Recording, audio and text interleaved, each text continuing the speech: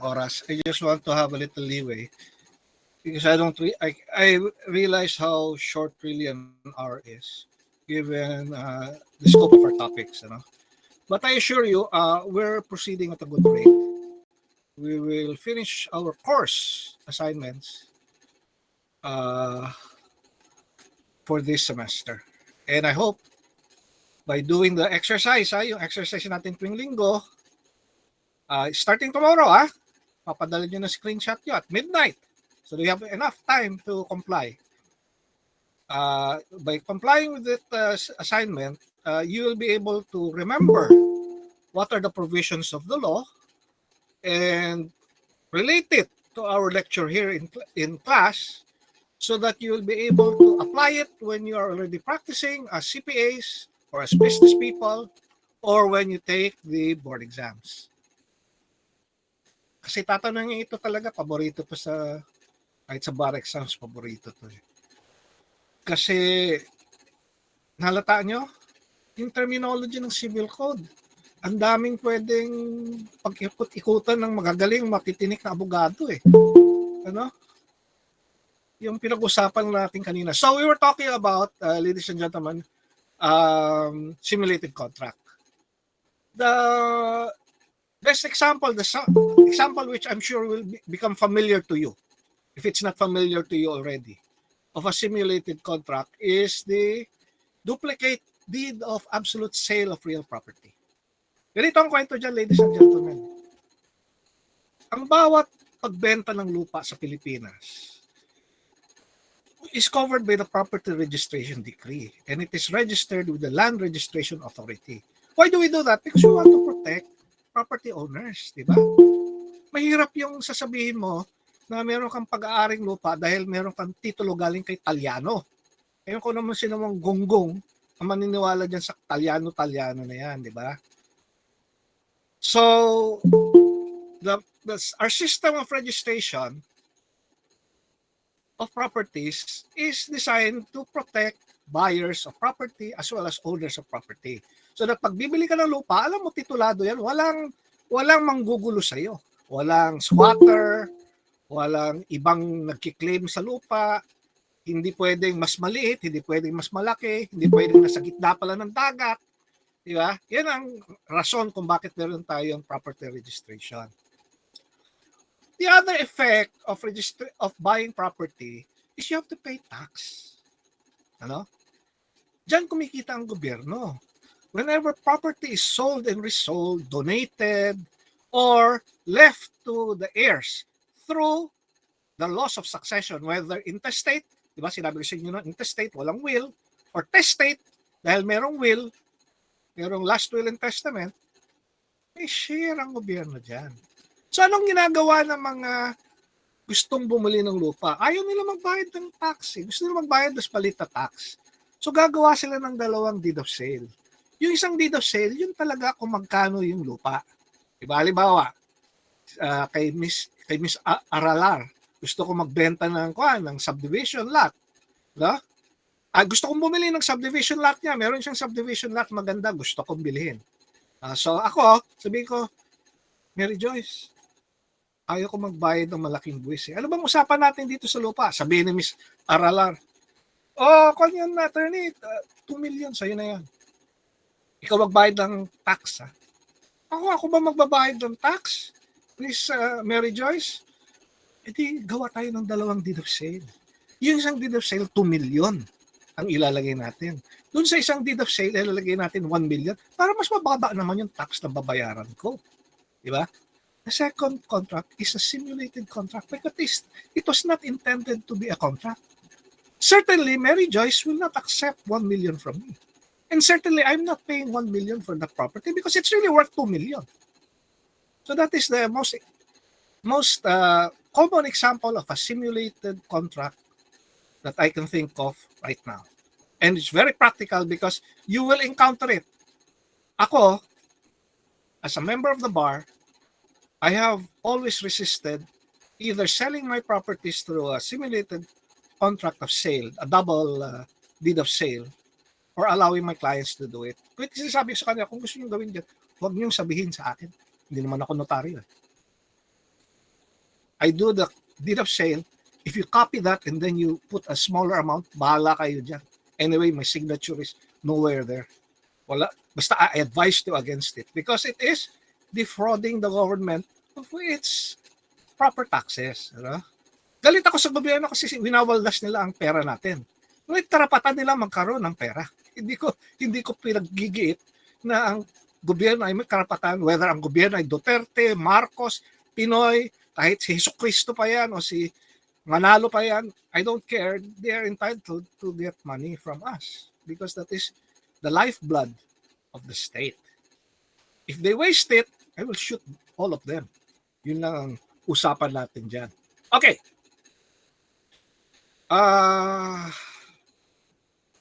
Balik tayo sa contract foundation. Kasi magandang topic yan eh.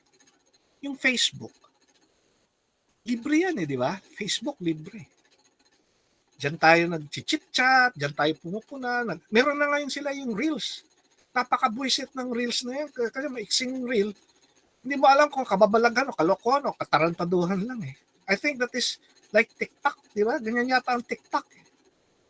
Sometimes you see the scantily clad women and, you know, as a full-blooded male, you expect to see something sexier, but it's just that. It's just some woman who's gyrating or doing something, or else it's some sort of stunt that defies imagination or is purely stupid. And people doing things on motorcycles that will kill them. Okay. Anyway, that is Facebook. People admit it. Diba, Aliyah, Jovi, we all enjoy Facebook. Ako, the only reason I'm in Facebook is first, it's the only way I can contact my classmates from Merino Elementary School, where I graduated from. Because my high school friends, I can contact them many other ways. Some of my friends still live in the Philippines, so it's easy to see them. When I go to Baguio, I see my friends. And the second reason I'm in Facebook is because I really need it for news. I follow a lot of news organizations and groups, defense groups. I'm interested in military matters, so I follow a lot of military experts. And I can only find them in Facebook. I cannot find them in my other apps. Like si Max Defense, he works out of Australia. These guys in Ukraine, I don't do Twitter, so I do not know where to follow them, except in Facebook. So I follow them because I want to be updated on what's happening in Ukraine, for example. Ewan ko anong rason nyo, I'm just telling you. Libre yan. Is joining Facebook, even if free, a contract? Anong palagay mo?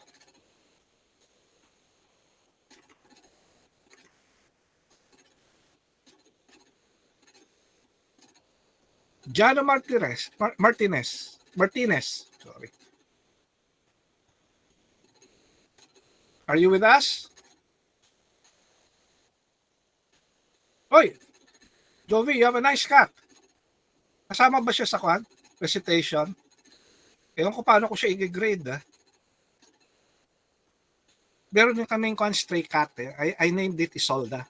I named it Isolda because there's a Tristan. You know the Shakespearean story, Tristan and Isolda. I feed Isolda, but I don't like Tristan. I don't feed Tristan. Bago ko makalimutan, Miss Martinez, are you with us? Umalis ka na.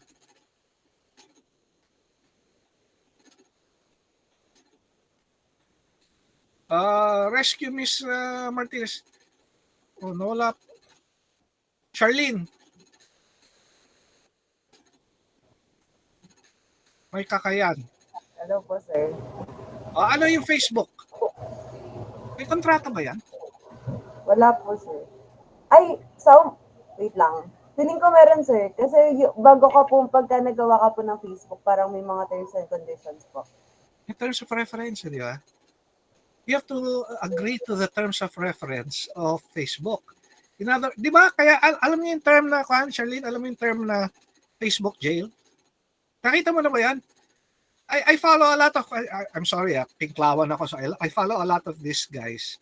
And pag binabatikos nila si Duterte o si Marcos, kuminsan masyadong malakas ang kanilang loob, masyadong puno ang kanilang loob, kung ano natatawag nilang tao ng bobo, stupido, that will land you in Facebook jail. Alam mo yun, Charlene? Hindi po ako familiar sir, ngayon ko lang din po narinig. Yun. Pag hindi ka sumunod sa terms and conditions ng Facebook, puputulin yung service mo. Yun ang tawag doon, Facebook jail. Ano?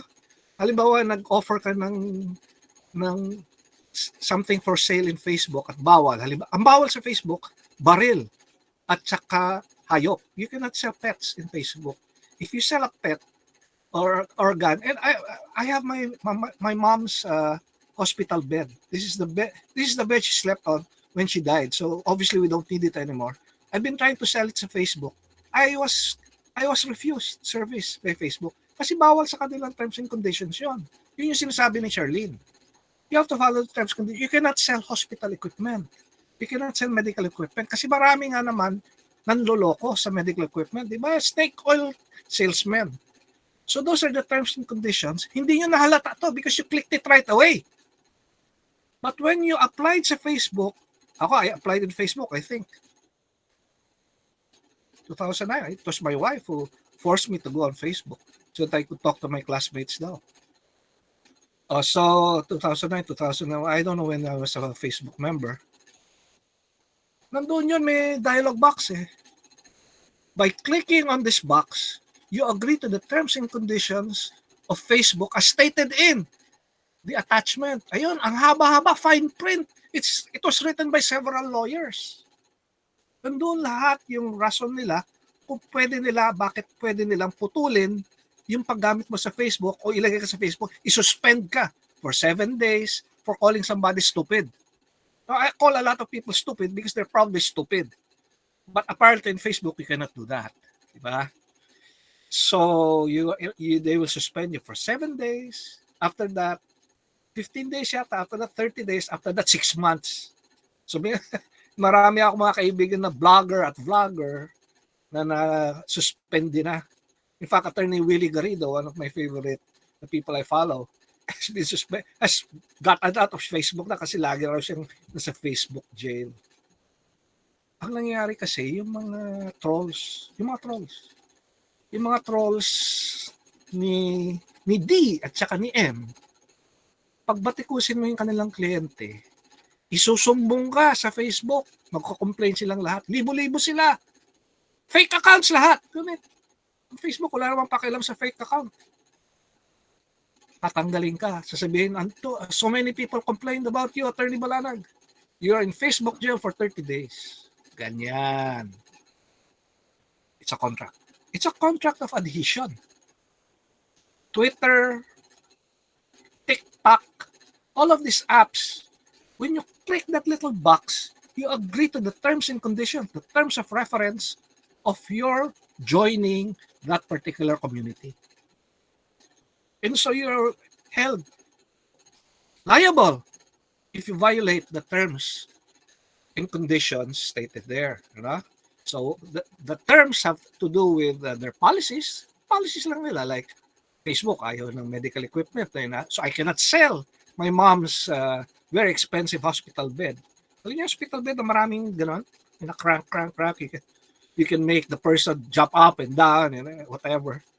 I cannot sell it on Facebook. I have to think of another way to sell it. Although if I go to Facebook Marketplace, ang dami ko nakikita nagbebenta ng hospital bed. They don't put hospital bed.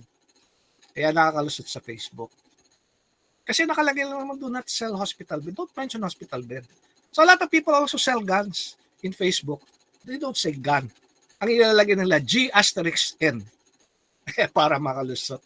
Sa terms and conditions, in the contract of adhesion between Facebook and you.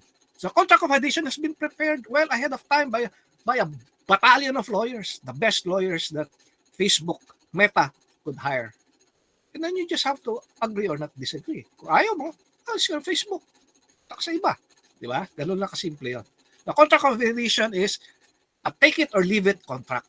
And you will see a lot of this when you're already practicing. Or even right now, when you look at your Meralco bill, in your water bill, in your subdivision, yung membership nyo sa Homeowners Association, kung meron kayo. Okay. Thank you, Charlene.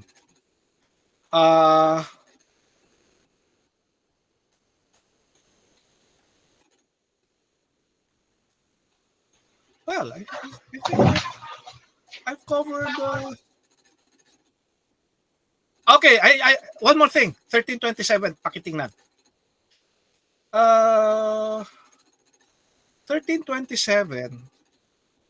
if I may remind myself,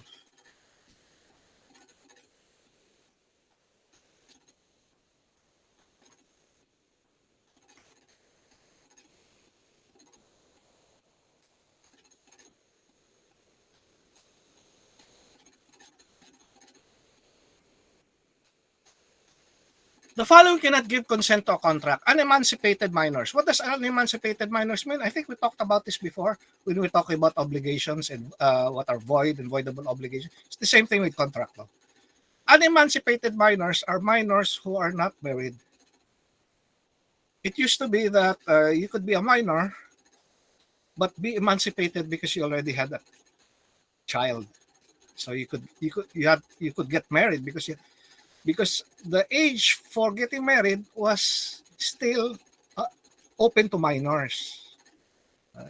Now it's really above the age of, it's above the age of minority. So wag na natin pag-usapan yung number one. Minors in general, ano?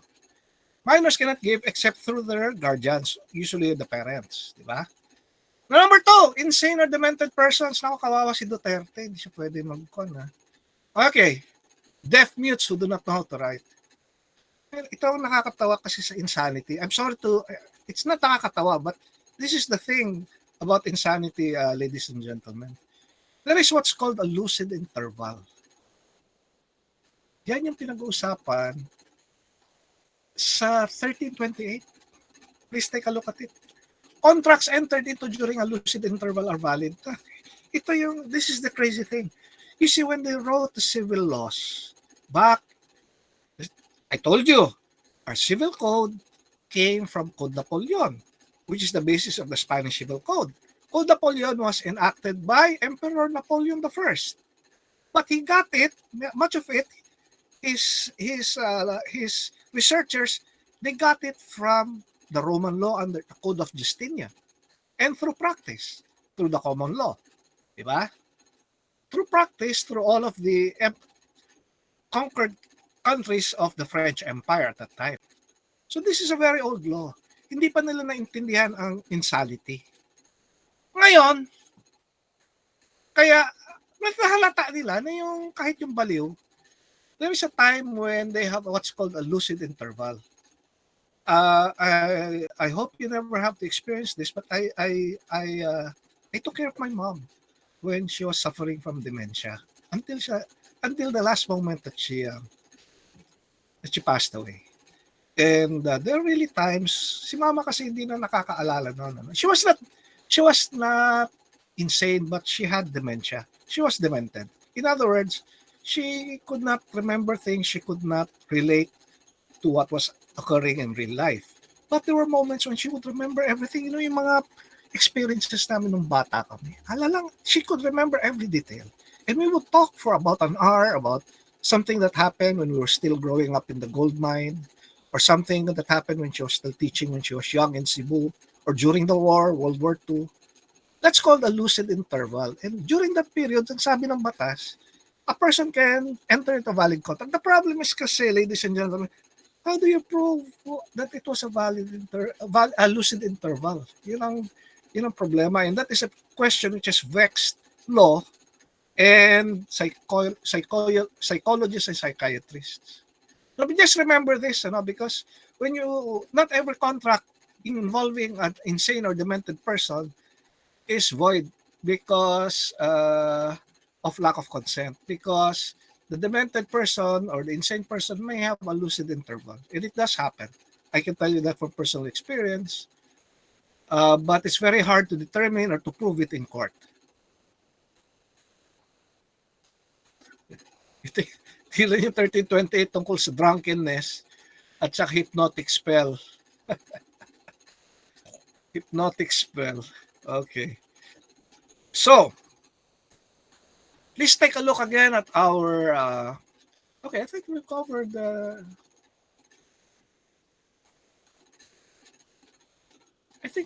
it. I encourage you to read De Leon. I only looked at De Leon 30 minutes before this class.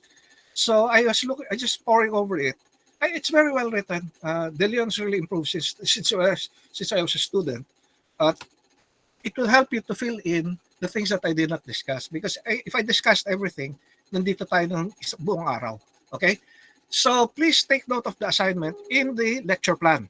Yung lecture plan ang ating susundin mula ngayon, at yung mga deadline doon, halimbawa Sunday, magsasubmit kayo ng inyong notes, screenshot, please do that.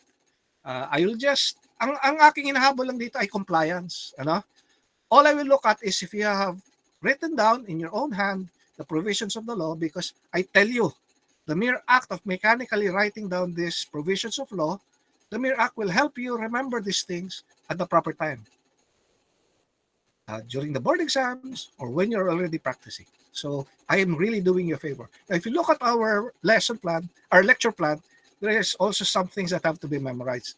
I am requiring you to memorize it because first, they're easy to remember, and second, they're very important.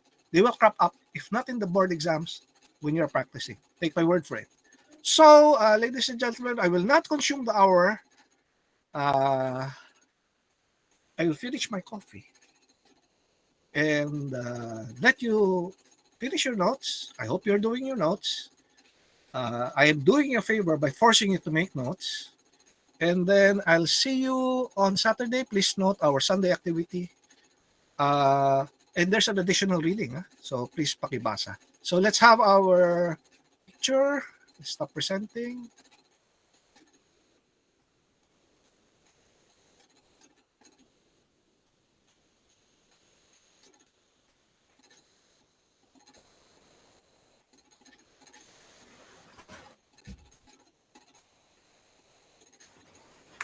Smile po. I hope to see you people on time during this, maybe after the semester. Because I was told by Dean that, I was told by the Dean to go yesterday, but I had work to do. To collect my pay from last semester. Hindi pa ako bayad. And second, Dean told me that next sem, face-to-face na. So hopefully the cost of fuel is not so great because I will have to travel 4 times a week to Binangonan to take care of my classes. So, twice a week siguro. They always put it in the weekend. So have a nice weekend, ladies and gentlemen. I hope you understood our lesson. If there are none, please include it in your notebooks and please state it in our messenger group. Have a nice day.